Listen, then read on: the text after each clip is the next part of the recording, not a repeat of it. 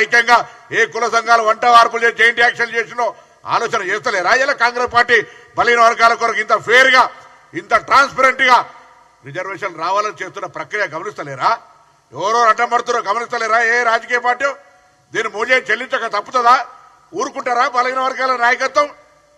ఇది మంచి పద్ధతి కాదు. అందుకే దయచేసి మరొక్కసారి విజ్ఞప్తి చేస్తా ఉన్నాం. మొన్న మేము శ్రీహరన్న కేశవరావు గారు అయితే అందరూ 2 చేతులు జోడించి దండం పెట్టినాం. అది బలహీనత కాదు, అది అభ్యర్థన.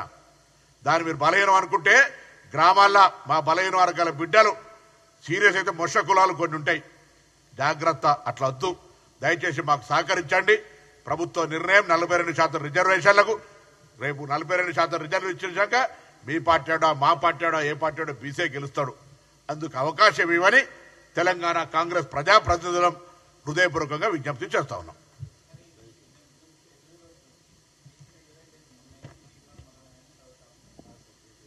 నేను దాని మీద మళ్ళీ నిన్న మా అధ్యక్షుడు మాట్లాడిన, దయచేసి ఇవాళ మా అభ్యర్థన దీనికి అడ్డం వస్తున్నటువంటి వాళ్ళ గురించి తప్పకుండా అది మాట్లాడతాం. ఎవరైనా వారు చెప్తున్నట్టు కొన్ని సామెతలు ఉండొచ్చు, కానీ మహిళల పట్ల కాంగ్రెస్ పార్టీకి అపారమైన గౌరవం ఉంది. కొన్ని కొటేషన్స్ ఉండొచ్చు, నువ్వు నేను మాట్లాడుకోవచ్చు, ఇంకో మహిళతో అటువంటి మాటలు మాట్లాడే సందర్భం తప్పు. అది ఎవరైనా ప్రజాస్వామికవాదులు అందరూ ఖండిస్తారు. సేమ్ టైం దాడులు కూడా జవాబు కాదు. మాటలు తప్పు, ఏదైనా డెమోక్రటిక్ గా జరగాలి. మేము ఇవాళ మాకు ఆక్రోశం ఉంది, ఆవేదన ఉంది. మేమింత న్యాయంగా చట్టపరంగా ప్రజల ఆకాంక్ష కొరకు ఇంత లీగల్ తీసుకొని పోతా ఉంటుంటే కొంతమంది స్టేట్మెంట్లు చూస్తే మేము కూడా దాడులు చేయాలి. కానీ మేము అంటలేము. మేము దండం పెడుతున్నాం, బతిమలాడుతున్నాం, ధైర్యం ఏమని అడుగుతా ఉన్నాం. గతంలో పాత మర్చిపోయి మండల్ టు కమండల్ అని చెప్తున్నాం. ఇవాళ మాకు సహకారం చేయమని అడుగుతా ఉన్నాం, అభ్యర్థన చేస్తా ఉన్నాం. సో అటువంటి విధంగా ఉండాలి. ఏదైనా కొన్ని కామెంట్స్ అనేటువంటి అట్లా కామెంట్స్ తోటి ప్రాణాలు పోతాయి, కొంత పెద్ద ఉద్యమాలు జరుగుతాయి. అటువంటి కామెంట్స్ అనేటువంటి సందర్భం, సముచితమైనటువంటి విధానము, పద్ధతి ఎదుటి వాళ్ళ గురించి మాట్లాడినప్పుడు మాట్లాడాలని ఈ సందర్భంగా అనుకుంటున్నాను.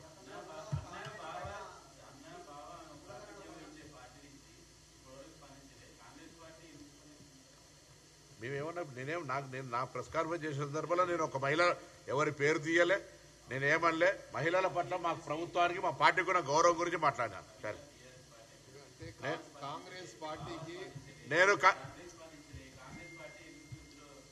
నేను ఏం ఉత్సాహం చూపెట్టి మీరు నాకు అర్థం కాలే చారి గారు. నేను ఇల్లు ఏం అత్యుత్సాహం చూపెట్టినా లేకపోతే నేనేమన్నానో నాకు అర్థం కాలే. ఇప్పుడు మీరు అంటే మీ మహిళలకు అటువంటి సంఘటన జరిగితే మాట్లాడద్దంటారా? మేమేమో ఆయన అడిగి ఒక ప్రశ్న, మా ప్రెస్ కాన్ఫరెన్స్ అది కంటెంట్ కాదు. మిత్రుడు పాత్రికేయుడు, నీ సహచార పాత్రికేయుడు అడిగిండు. సహచార పాత్రికేయుడు అడిగిన ప్రశ్నకు మహిళలంటే మా కాంగ్రెస్ పార్టీకి గౌరవం ఉంది, కొన్ని సామెతలు మహిళలకు సంబంధించినటువంటి మనోభావాలు దెబ్బతీయద్దు, అదే సందర్భంలో దాడులు జవాబు కాదని చెప్పినాం. దీన్ని మేము ఏంది వాట్ ఇస్ సోమోటో?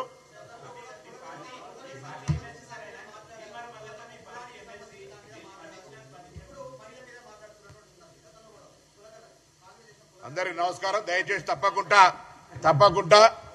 మా 42% రిజర్వేషన్ కు ఎవరు అడ్డం రావద్దని విజ్ఞప్తి చేస్తా ఉన్నాం, అభ్యర్థిస్తా ఉన్నాం. దయచేసి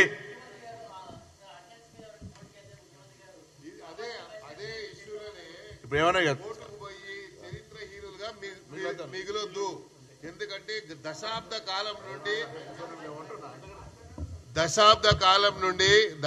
కాలం నుండి బలహీన వర్గాల వారు అన్ని రకాలుగా ఇబ్బందులకు గురయ్యారు.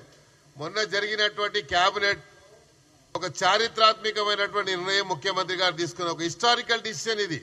ఎందుకంటే ఇది తీసుకున్నటువంటి సాహసోపేతమైన నిర్ణయం కూడా ఒక హిస్టారికల్తో పాటు సాహసోపేతమైన నిర్ణయం ఇది.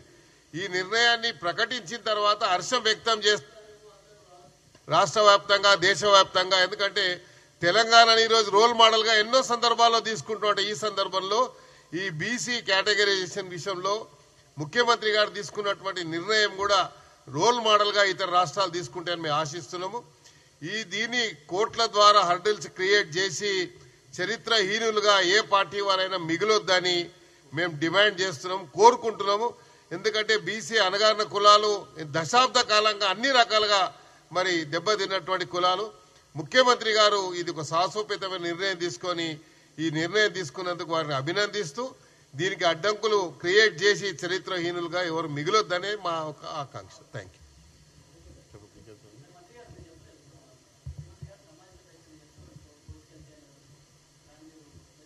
ఇప్పుడు మేమందరం కూడా చెప్పింది అదే కదా, వర్డింగ్ ఏదో మేబీ డిఫరెంట్, ఎవరు అడ్డం